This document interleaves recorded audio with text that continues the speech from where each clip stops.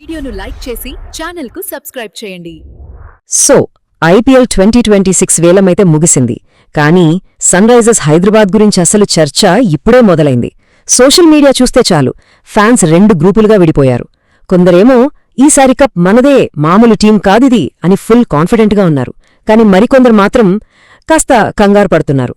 అసలు ఎస్ఆర్హెచ్ వేలంలో ఏం చేసింది, వాళ్లు తీసుకున్న ఈ అతిపెద్ద రిస్క్ ఏంటి, దాని గురించే ఇప్పుడు లోతుగా చూద్దాం. సరే, ఇప్పుడు సూటిగా పాయింట్కొద్దాం. ఎస్ఆర్హెచ్ బ్యాటింగ్ లైనప్ చూస్తే నిజంగా రాక్షసుల్లా ఉన్నారు. ఎవ్వరికైనా భయం పుట్టాల్సిందే. కానీ వాళ్ల బౌలింగ్ వీక్నెస్ అనేది అందరికీ తెలిసిన విషయమే. మరి ఈ వేలం ఆ సమస్యను సరిచేసిందా, లేక కొత్త డౌట్స్ ఏమన్నా క్రియేట్ చేసిందా? అసలు వేలానికి ముందు ఎస్ఆర్హెచ్ పరిస్థితి ఏంటి? వాళ్లకున్న పెద్ద తలనొప్పి ఒక్కటే, వాళ్ల బౌలింగ్. పోయిన సీజన్లో గెలవాల్సిన ఎన్నో మ్యాచ్లు జస్ట్ బౌలింగ్ సరిగా లేకపోవడం వల్లే ఓడిపోయారు. పవర్ ప్లేలో పరుగులు ఆపలేకపోవడం, డెత్ ఓవర్స్లో తేలిపోవడం ఇదే వాళ్లను గట్టిగా దెబ్బతీసింది. కాబట్టి వేలానికి వెళ్లేటప్పుడు వాళ్ల షాపింగ్ లిస్ట్ చాలా క్లియర్గా ఉంది. బౌలింగ్కి పదును పెట్టడానికి ఒక మంచి ఫారెన్ ఆల్రౌండర్ కావాలి, వికెట్లు తీయగల ఒక ఫాస్ట్ బౌలర్ కావాలి, ఆ తర్వాత మిడిల్ ఓవర్స్లో రన్స్ కంట్రోల్ చేసే ఒక నమ్మకమైన స్పిన్నర్ కావాలి. మరి వీళ్ల కోరికలు నెరవేరాయా? చూద్దాం. ఇక వేలం టేబుల్ దగ్గర ఎస్ఆర్హెచ్ పర్ఫార్మెన్స్ ఎలా ఉందో చూస్తే కొన్ని చాలా తెలివైన మూవ్స్ ఉన్నాయి. కానీ కొన్ని నిర్ణయాలు చూసి అందరూ ఏంటిది అని ఆశ్చర్యపోయారు. ఇక్కడ కావ్య మారన్ వేసిన ఒక మాస్టర్ స్ట్రోక్ గురించి మనం మాట్లాడుకోవాలి. చెన్నై సూపర్ కింగ్స్ కార్తిక్ శర్మ కోసం ఎంతైనా పెట్టడానికి రెడీగా ఉందని ఎస్ఆర్హెచ్ పసిగట్టింది. అంతే, కావాలనే బిడింగ్ వార్లోకి దూకి అతని ధరను ఏకంగా 14.2 కోట్ల దాకా తీసుకెళ్లింది. సిఎస్కే పర్స్ ఖాళీ చేయించడంలో ఇది ఒక సూపర్ స్కెచ్ అన్నమాట. మరి ఈ స్కెచ్ వల్ల ఏం జరిగిందనుకుంటున్నారు? అద్దరాగొట్టే డీలన్నమాట. వేరే టీమ్స్ డబ్బులన్నీ కార్తిక్ శర్మ మీద పోవడంతో డొమెస్టిక్ క్రికెట్లో పరుగుల సునామీ సృష్టిస్తున్న వికెట్ కీపర్ బ్యాటర్ సలీల్ అరోరాను కేవలం 1.5 కోట్లకే చాలా ఈజీగా కొనేసింది ఎస్ఆర్హెచ్. ఇది వేలంలోనే వన్ ఆఫ్ ద బెస్ట్ బేరా. సరే, ఒక్క పక్క ఇంత ఆదా చేశారు కదా, కాని ఆ డబ్బుకు మించి మరోచోట ఖర్చు పెట్టారు. వాళ్ల బిగ్గెస్ట్ బై ఇంగ్లండ్కి చెందిన ఆ power hitter Liam living stone. అతని కోసం ఏకంగా 13 కోట్లు పెట్టారు. ఇది వాళ్ల స్ట్రాటజీలో చాలా చాలా కీలకమైన కొనుగోలు.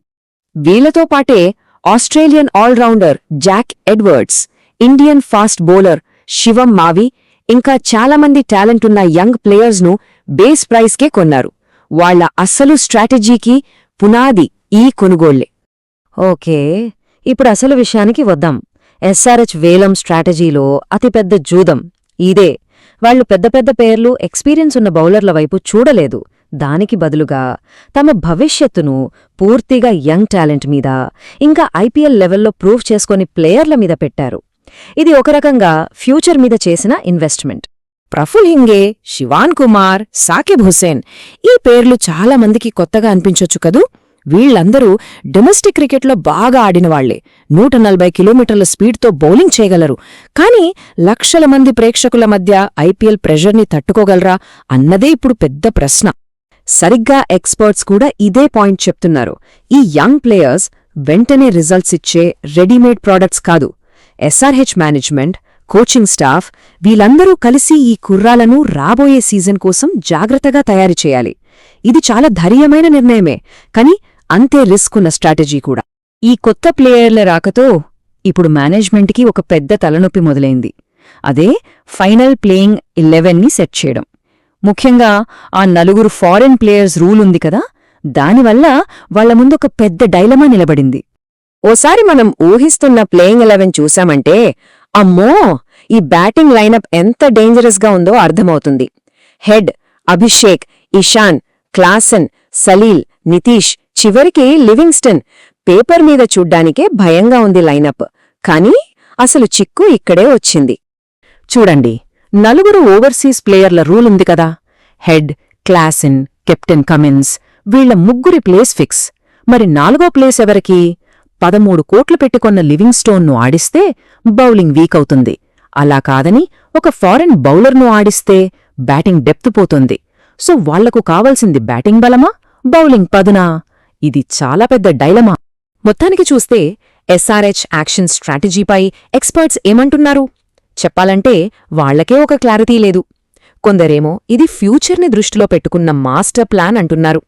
మరికొందరేమో ఇది నిప్పుతో చెలగాటం లాంటిది అంటున్నారు.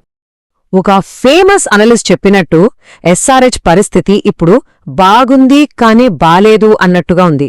అంటే టీంలో టాలెంట్ ఉంది, పవర్ హిట్టర్స్ ఉన్నారు, కానీ పర్ఫెక్ట్ బ్యాలెన్స్ ఉందా అంటే దానిమీద ఎవరికీ పూర్తి క్లారిటీ లేదు.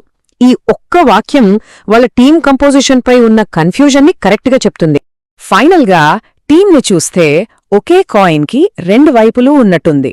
ఒకవైపు బహుశా లీగ్లోనే best most dangerous batting lineup, మరి రెండోవైపు పూర్తిగా ఎక్స్పీరియన్స్ లేని యంగ్ ఇండియన్ బౌలర్స్తో కూడిన ఒక పెద్ద క్వశ్చన్ మార్క్. ఇప్పుడు అందరి మెదళ్లలోనూ ఇదే ప్రశ్న. ఎస్ఆర్హెచ్ నమ్మకం పెట్టుకున్న ఈ కుర్రాళ్లు ఈ సీజన్లో సర్ప్రైజ్ స్టార్స్ అవుతారా? వాళ్ళ నమ్మకాన్ని నిలబెడతారా? లేక అనుభవం లేకపోవడంతో ఈ high risk high reward plan బెడిసికొడుతుందా? దీనికి సమాధానం తెలియాలంటే మనం సీజన్ మొదలయ్యేదాకా ఆగాల్సిందే.